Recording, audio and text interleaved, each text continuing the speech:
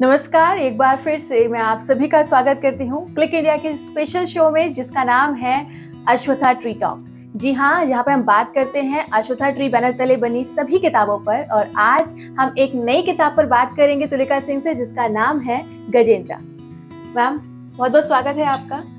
आपकी ये किताब या इसके कवर को देख के मैं ये कहूँ कि ये किताब बाकी किताबों से काफ़ी अलग लग रही है, क्योंकि इसमें मैं कवर अगर मैं इसका फ्रंट पेज आपको दिखाऊं तो इस पर गजेंद्र यानी हाथियों के झुंड की फोटो है। किस तरह से आपकी ये कहानी बाकी कहानियों से अलग है मैम? ये द प्ले ऑफ गजेंद्र जो ये पुस्तक है, ये कथा श्रीमद् भागवत पुराण से ली गई है और ये बहुत ही एक सुंदर कथा है गजेंद्र मोक्ष की, जिसमें जिस जगह का चित्रण किया गया है। अगर जब हम भागवत पढ़ते हैं तो एक ऋतुमान एक द्वीप है जहाँ पे एक त्रिकुटा पर्वत है और त्रिकुटा पर्वत जो है वो सोने चांदी और अलग अलग मणियों का बना हुआ है। और जिस तरह का वहाँ पे डिस्क्रिप्शन है, जैसे वहाँ के पेड़ है, जहाँ वो वृक्ष है, फूल जैसे उग रहे हैं, जो हमारे भागवत वक्ता है वो कहते हैं कि ऐसी जगह जो है वो पृथ्वी पर एग्जिस्ट नहीं करती है। तो बहुत लोगों को जब मैं पढ़ी तो बहुत लोगों ने कहा है कि ये शायद किसी और प्लैनेट के बारे में डिस्क्रिप्शन है, कि ये किसी और ये अर्थ का तो डेफिनेटली डिस्क्रिप्शन नहीं है। और ये मुझे पढ़ के इतना अच्छा लगा कि वाह, एक कहानी मतलब हमारे स्क्रिप्चर्स में है जो किसी और ग्रह के बारे में है, जहाँ पे ये इस तरह का वातावरण था और वहाँ पे गजेंद्र जो है एक हाथी अपने पूरे परिवार के साथ रहता था। तो बहुत ही सुंदर कथा है ये, और गजेंद्र मोक्ष की कथा। और इसमें जो हाथियों का जो राजा है गजेंद्र, कहा जा रहा है कि एक दिन जो है वो बिल्कुल जिस तरह से जैसे सिंबॉलिकल है कि किस तरह से हम अब जब अपने मित्रों के साथ होते हैं, अपने परिवारजन के साथ होते हैं, तो हम कितने मतलब उल्लास में हैं, पार्टी माहौल चल रहा है, खा रहे हैं पी रहे हैं। तो इसमें ऐसे ही दिखाया है कि किस तरह से गजेंद्र जो है वो बिल्कुल नशे में है। कहा जा रहा है कि वो नशे में है और उसके सारे फ्रेंड्स भी इक्वली नशे में हैं। और ये लोग सारे जा रहे हैं कि चलो हम चलते हैं, और क्योंकि ये हाथी है तो हाथी का सेलिब्रेशन है कि वो एक बहुत ही सुंदर सरोवर की तरफ आगे बढ़ जाते हैं। और जब उस सरोवर में जाते हैं तो जल जो है वो इतना शीतल जल है कि जो गजेंद्र है वो अपने सूंड से जल लेकर सबके ऊपर डाल रहा है और सब बड़े खुश हो रहे हैं और कुछ नहा रहे हैं, कुछ आवाज लगा रहे हैं। उसमें कुछ उनके मित्र जो होते हैं वो गजेंद्र को कह रहे, वाह वाह गजेंद्र, तुम और आगे जाओ और अंदर जाओ, डीप जाओ। जैसे हमारे दोस्त पार्टी में किसी जैसे पिए में और कोई कंपटीशन चल रहा है कि तुम मतलब तेज दौड़ो या गाड़ी को स्पीड में चलाओ और स्पीड में चलाओ, और किस तरह से गाड़ी का एक्सीडेंट हो जाता है। तो उसी तरह से एक सिंबॉलिकल तरीके से किस तरह से वो कह रहे कि मतलब क्या महाराज हो, कितने महान राजा हो, घोष कर रहे हैं वो, और मतलब वो नशे में है और वो इतना अच्छा लग रहा है, उसका ईगो और बढ़ता चला जा रहा है। और वो बढ़ता हुआ ईगो वो दिखाई नहीं उसको दे रहा है कि वो अपने कंफर्ट जोन को छोड़कर वो डेंजर जोन में एंटर कर चुका है, क्योंकि वो गहरे पानी में जा रहा है। और एक हाथी जो है वो गहरे पानी का जानवर नहीं, वो पृथ्वी पर ही ज्यादा सुरक्षित है। लेकिन वो जब गहरे पानी में उतर रहा है और साथ में वो घोष भी चल रहा है कि वाह वाह तुम बहुत महान हो, तुम बड़ा अच्छा काम कर रहे हो। और कैसे कैसे वो जैसे गहरे पानी में जा रहा है, कुछ लोग जो उनको सचमुच प्यार करते हैं वो कह रहे कि मत जाओ, जो परिवार जन है वो कह रहे मत जाओ, पानी गहरा है। और जो बिल्कुल नशे में वो कह रहे बस चलो चलो चलो। और वो ये कथा है कि वो किस तरह से बहुत गहरे पानी में चला जाता है और वहां पे एक घड़ियाल मगरमच्छ बड़े देर से परेशान है कि इन लोगों ने मेरे घर को बिल्कुल एकदम इतना हल्ला गुल्ला मचाया हुआ है, पानी को बिल्कुल एकदम हिला दिया है, तो बहुत देर से परेशान है। और वो बहुत देर से छोड़ रहा है उनको कि कोई बात नहीं। लेकिन अब वो बिल्कुल मतलब वो तिलमिला गया और वो गजेंद्र के पैरों को पकड़ लेता है। तो किस तरह से ये कथा और आगे बढ़ेगी, बट बहुत हम ध्यान से देखेंगे कि ये हम मनुष्यों की ही कथा है, एक तरीके से बड़ी सिंबॉलिकल स्टोरी है कि किस तरह से हम भी जब नशे में हैं और हमें कोई मतलब कह रहे वाह वाह तुलिका तुम कितनी अच्छी हो, तुम इतना बढ़िया गा रही हो, इतने स्पीड में गाड़ी चला रही हो, तो और तेज करते हैं, चलो आज स्पीड लिमिट तोड़ कर देखते हैं ये गाड़ी कितने स्पीड में जा सकती है। तो ऐसी चीजें हम सब करते हैं अपने आप, और किस तरीके से हम अपने कंफर्ट जोन को छोड़कर डेंजर जोन में कब एंटर कर जाते हैं ये हमें पता नहीं चलता है। तो उसी एक्सीडेंट की ये कहानी है कि जब वो एक्सीडेंट होता है तो आगे क्या होता है। तो मैं काफी हद तक ये समझ पा रही हूँ कि आम जन को, ना सिर्फ बच्चे, बड़े, बूढ़े, बल्कि हर एक इंसान को ये कहानी काफी तरीके के लेसन्स दे सकती है। अभी आपने बोला कि कभी कभी होता है कि आपको भीड़ जो है चीयर अप कर रही होती है, एक होता है मोटिवेशन जो कि एक पॉजिटिव वे में होता है। तो चीयर अप करना कहाँ तक ठीक है, या किस तरह से कोई इंसान जो है इस पे अंडरस्टैंडिंग बिठा सकता है कि यहाँ अब इस लेवल के बाद मेरे लिए खतरा है? हाँ, कुछ लोग जैसे हमारे जीवन में होते हैं जो हमारे एक्चुअली वेल विशर्स होते हैं। स्पेशली ये कहानी वो दूसरे पॉजिटिव चीयरिंग की बात नहीं कर रही है। ये कहानी मेनली हमें बात करी है जब हम कोई ऐसे जगह पे हैं, जैसे बहुत सारी कहानियां हम सुनते हैं। मेरे अपने ब्रदर के साथ एक ऐसी घटना हुई थी जब वो लोग पिकनिक पे गए थे और किस तरह से उनका अपना जो बहुत ही प्यारा दोस्त था, वो जो झरना होता है, रांची के पास एक झरना था और किस तरह से उनकी मौत हो गई वहाँ पे उनके दोस्त की। तो ये सारी छोटी छोटी कहानियां हम सबको सुनने को मिलती है कि मतलब जिन चीज़ों से हमें थोड़ा सा, जो खतरनाक चीज़ें हैं जैसे जल है, पटाखे हैं, आग है, इवन अल्कोहल है, जो चीज़ें हमारे मस्तिष्क को थोड़ी देर के लिए भुला देती है, भुलावे में डाल देती है। क्योंकि डूबने में कितना समय लगता है या आग लगने में कितना समय लगता है, कोई पटाखा फूटता है, ये सारी चीज़ें होती हैं। तो स्पेशली जो चीज़ें हैं जो डेंजरस है, या स्पीडिंग जो है, बिना हेलमेट के आप स्पीड कर रहे हो, रूल और लॉज को तोड़ रहे हो, तो ये सब हम सब के लिए है कि जहाँ पे भी ये कंफर्ट जोन छूट रहा है, जहाँ पे आप उस चीज़ के माहिर नहीं हो, जहाँ अग्नि का अपना वश है। अग्नि तो भाई अपने प्रकृति के हिसाब से अग्नि जलाएगी ही।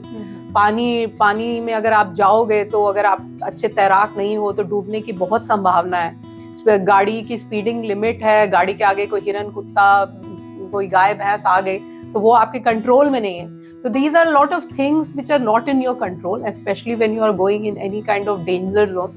तो हमारे बच्चों के लिए एक इस तरीके का ये एक मैसेज है कि मतलब you should take care of that. When you are with your friends, you should not just lose the awareness कि भाई मैं कहाँ पे हूँ, मस्ती में बिल्कुल एकदम भूल ही गए कि सेफ रखना है। इसलिए सारी माताएं जब बच्चे घर से बाहर जाते हैं, सबसे इम्पोर्टेंट वो कहते हैं भैया ख्याल रखना अपना, बी सेफ, कोई ऐसी बदमाशी नहीं करना, कोई ऊंची जगह है तो हम ध्यान रखते हैं बच्चा कोई चेयर पे खड़े ना हो। तो ये सारी जो चीजें जहाँ पे जो डेंजर जोन है, वहां पे अगर कोई आपको चेयर कर रहा है तो यू शुड बिकम अलर्ट।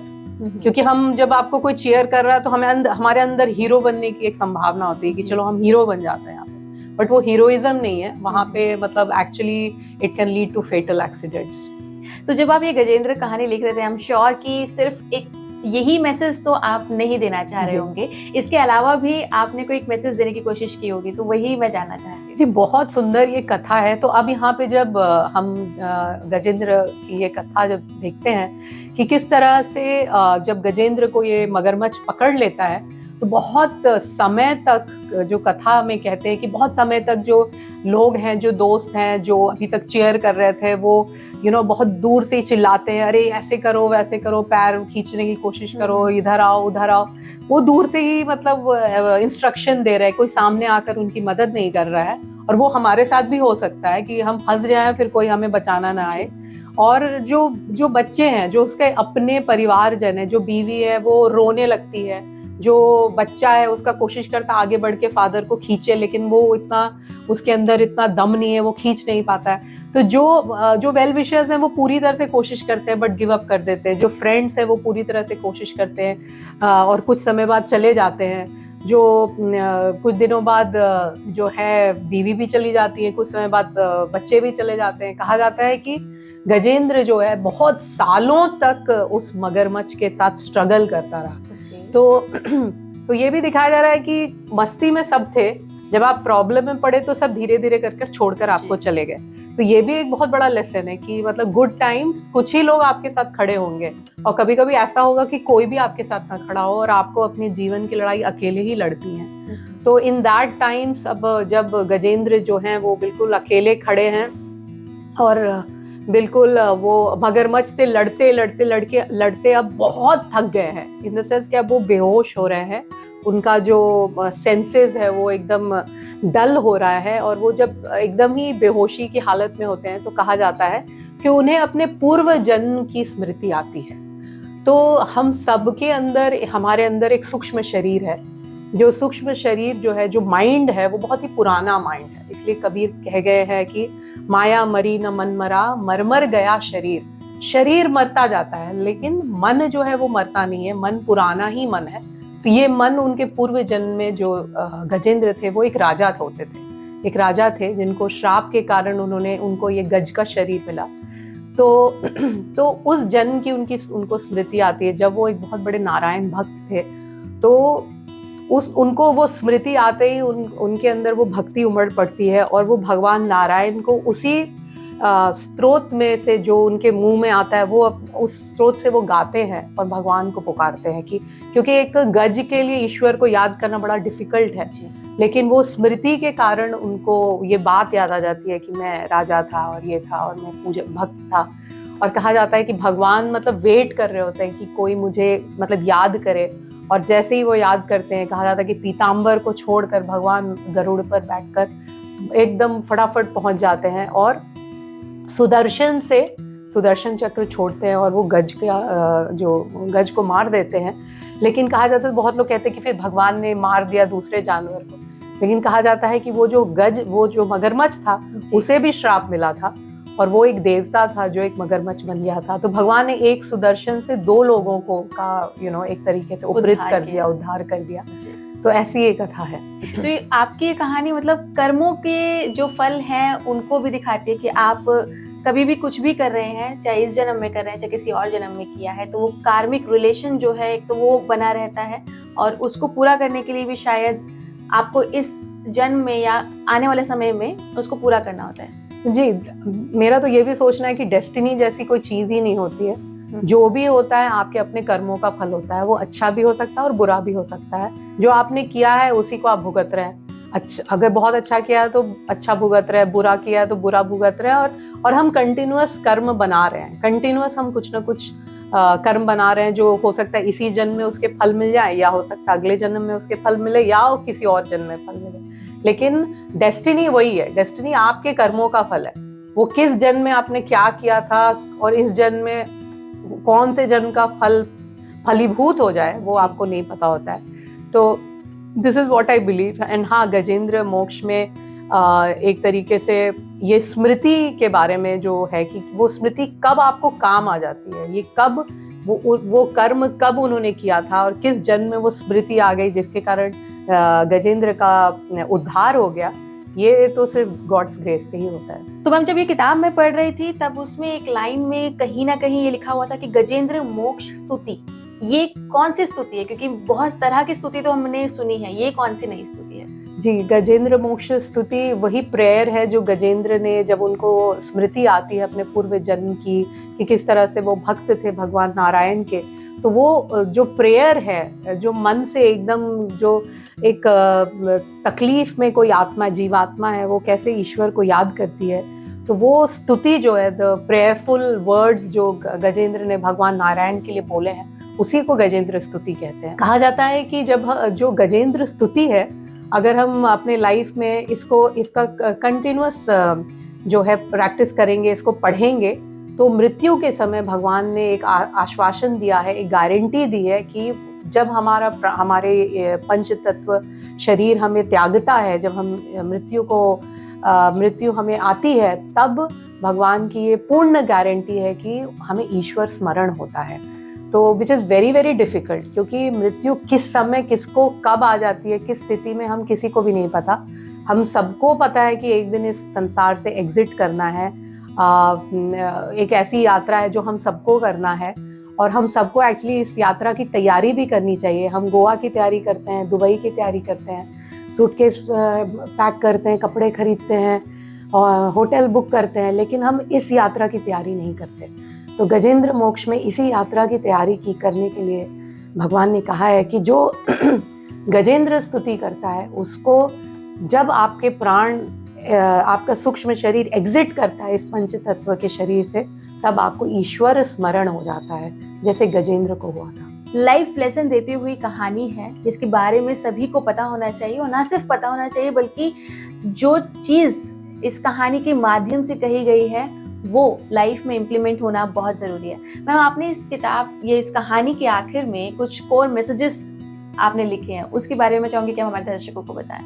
ये अब गजेंद्र मोक्ष स्तुति या गजेंद्र मोक्ष जो पुस्तक है, कहानियाँ और एक तरीके से बहुत सारी ऐसे टेकअवेज है, but some of the takeaways which I would like कि जो हमें अपने जीवन में याद रखना चाहिए कि सबसे पहले कि हमें कंटिन्यूअस ईश्वर स्मरण जो है वो करना चाहिए, क्योंकि वही सत्य है जो जीवन का सत्य है। जैसे एक होता ना जिसको कहते हैं जो हम एक माला है जिसमें मोती पिरोए हुए हैं, वो माला का कोई अपना अस्तित्व नहीं है अगर धागा नहीं है।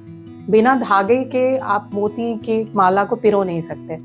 तो उसी तरीके से जो धागा है वो बेस है हमारे जीवन का, और वो ही ईश्वर है। ईश्वर जो है वो हम सबके लिए एक फंडामेंटल ट्रूथ है, कि उसके कारण हम हैं।